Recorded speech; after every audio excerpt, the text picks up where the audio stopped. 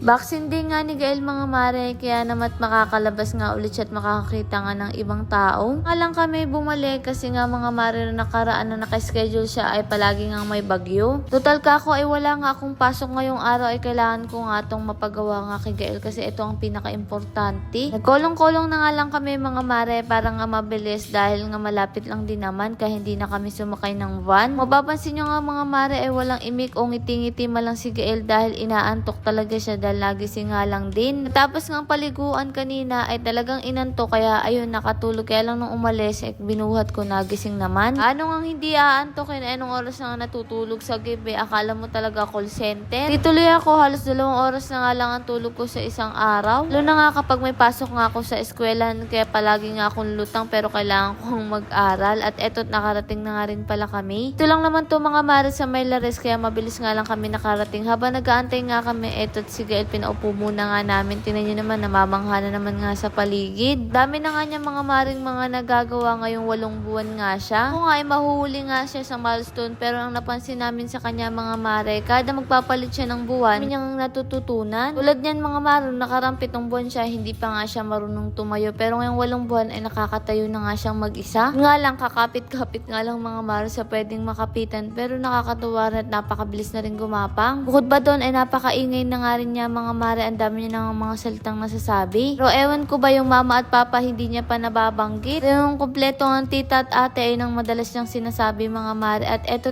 pumunta na pala kami dito sa may daanan. Dahil mabilis lang na naman din kasi natapos yung bakuna mga mare, kaya naglakad-lakad na nga lang kami dahil sila ran nga ay umalis dahil bibiling pintura. Nakatuwa nga si Gael habang palaki ng palaki, patapang ng patapang dahil nga hindi nga siya umiyak nga sa bakuna. Eto't muntik pa nga mauntog, paano ba naman inaabot ni mama, ayaw sumama. Pagkatapos naman nga eto't kinahapunan nga mga mare, sure ako yung Richard malapit na nga matapos yung tataniman nga dito. Maaliwalas nga siyang tingnan kasi nga sa pasako-sako mga mare, dahil medyo nabulok na nga rin itong sako kaya kailangan din talagang ibuhos nga dito. Plus ilang linggo rin kasi nakalubog nga itong mga sako mga mare, kaya ayan sira-sira na nga din. Ako naman nga ay nagpahinga nga lang saglit dahil nga marami rin talaga akong gagawin, magre-review pa. Pero ayun nga, bago nga ako matulog itiningnan ko muna nga si Ran mga mare ko anong kulay nga yung napili niya. Tumawag siya sa akin kanina, sabi niya ay brown daw. Pagkakita ko mga mare, hindi naman brown to, parang maroon. O ayun nga, ilalagay dyan sa kulay nga natin mga mare, parang hindi babagay. Sabi ko kay Ran, wag na nga ilagay to mga mare kasi parang hindi nga maganda. Pero ayan, tinesting muna nga namin. Pagkakita nga namin, ganyan nga ang itsura. Sabi kasi dun sa naghalo, brown nga daw to, pero ayan, maroon nga siya mga mare. Kaya nung pinahid, talagang madilim nga siya at sabi ko wag na nga lang ituloy. Di mo kasi siya maintindihan kung maroon ba o pula na dark na brown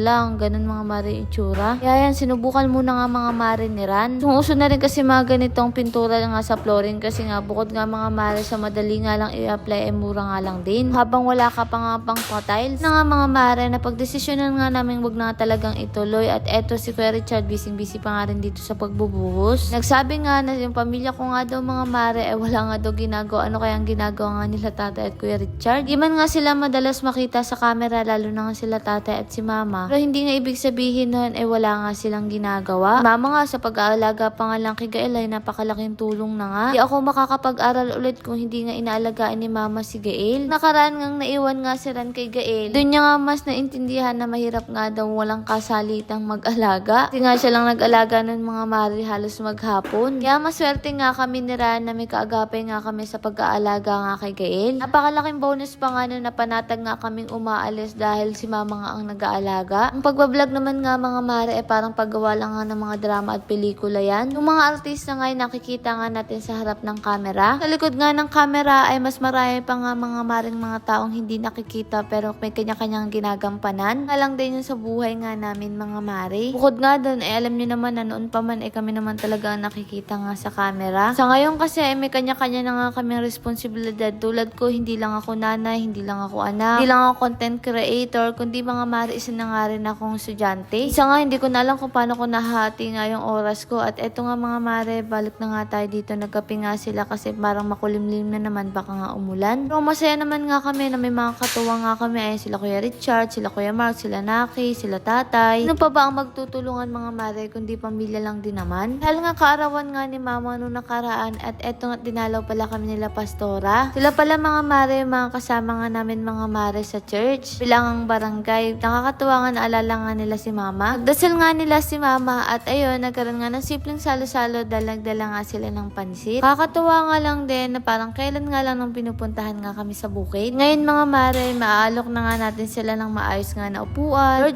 maraming pong salamat sa lahat ng blessing. At syempre sa inyo mga mare, paano ba yun? Bukas na lang ulit.